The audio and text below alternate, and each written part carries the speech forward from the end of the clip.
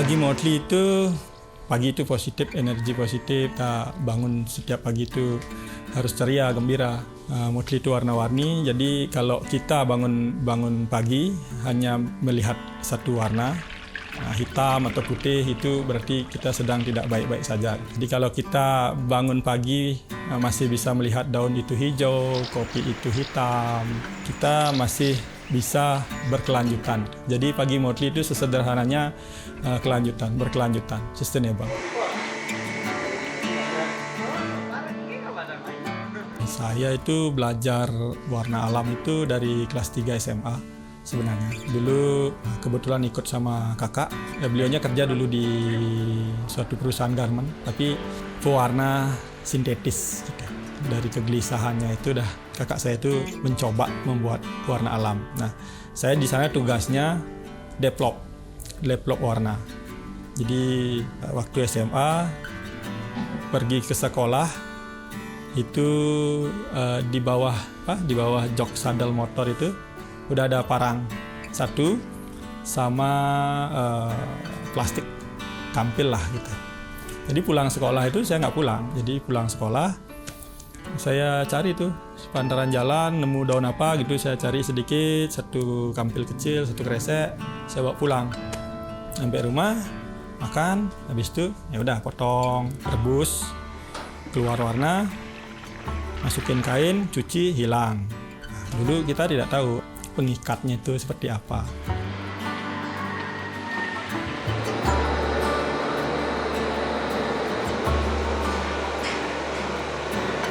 Jadi di pagi mostly itu saya memakai 5 dasar warna. Jadi ada merah, biru, hitam, kuning, dan coklat ya. Jadi itu kita dapat dari sekitar tempat kerja kami. Jadi yang kuning itu saya dapetin dari daun mangga, Mas. Dari daun mangga, terus yang ini warnanya. Terus yang hitam dari daun ketapang. Ini bisa warna ini. Terus merah dari kayu secang. Nah, kebetulan di tempat studio kami banyak sekali serabut kelapa, banyak pohon kelapa, jadi ini kebuang. Jadi saya pakai ini untuk warna coklat seperti ini. Dan yang paling prosesnya itu ya warna biru. Ini dari daun ini, terus kita rubah jadi pasta, baru kita coba warna.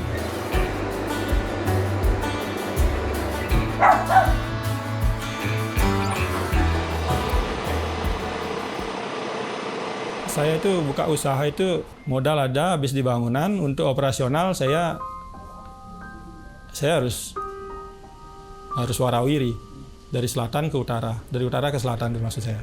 2 jam perjalanan itu setiap hari. Itu setiap hari selama 3 bulan saya memperkenalkan pagi mostly ke customer seperti itu. Memang ya kalau jamnya itu bisa lebih dari 24 jam ya harus dijalanin gitu. Kalau usaha itu memang harus betul-betul, banyak bilang sih kalau jadi pengusaha itu santai, enak gitu, ya udah. Tapi mereka nggak tahu tuh belakangnya kayak gimana. Memang harus ya kalau berdarah ya berdarah gitu. Ya utamain yang kita ajak dulu makan baru kita gitu. Itu yang tetap yang saya pegang sampai sekarang ini. Anak-anak pertama dulu baru saya gitu.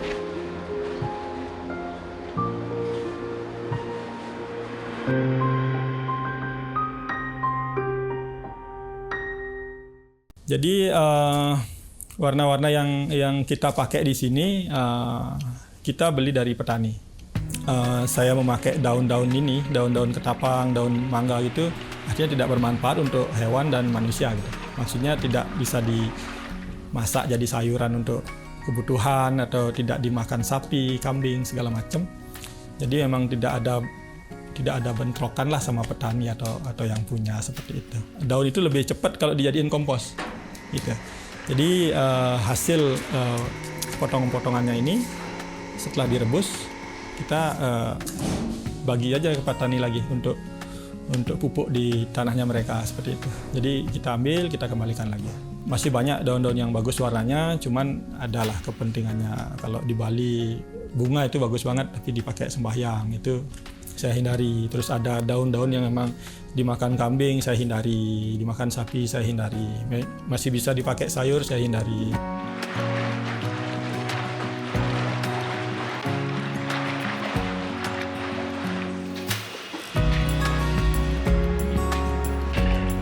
Di Pagi Moodle itu ada 3 sektor, fashion, interior, sama aksesoris gitu. Fashionnya ya saya bikin baju fashion show gitu. Nah, leftovernya itu, cuttingnya itu yang sisa-sisa itu saya kumpulin. Walaupun sekecil-kecil daun ini, sekecil-kecil ini saya kumpulin.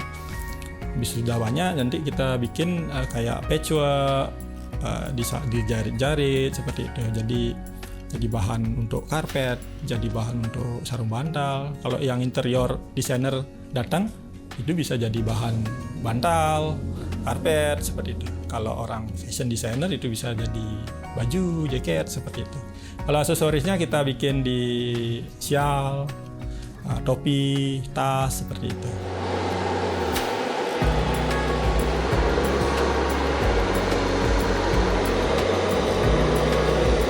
Melebihi fokus dari apapun, harus fokus. Artinya ya capek sih, itu capek. Sekarang ini, terus besoknya ini lagi, emang membosankan. Itu emang harus fokus. Saya dari tamat SMA tidak pernah kerja.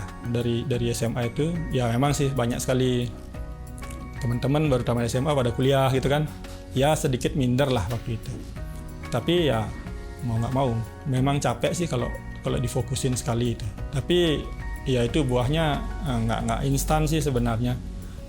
Apalagi yang kalau ngomongin yang sustainable ya, itu tantangannya berat sekali. Artinya nggak pakem gitu loh, nggak ada rumus 1 tambah 1 sama dengan 2, nggak gitu.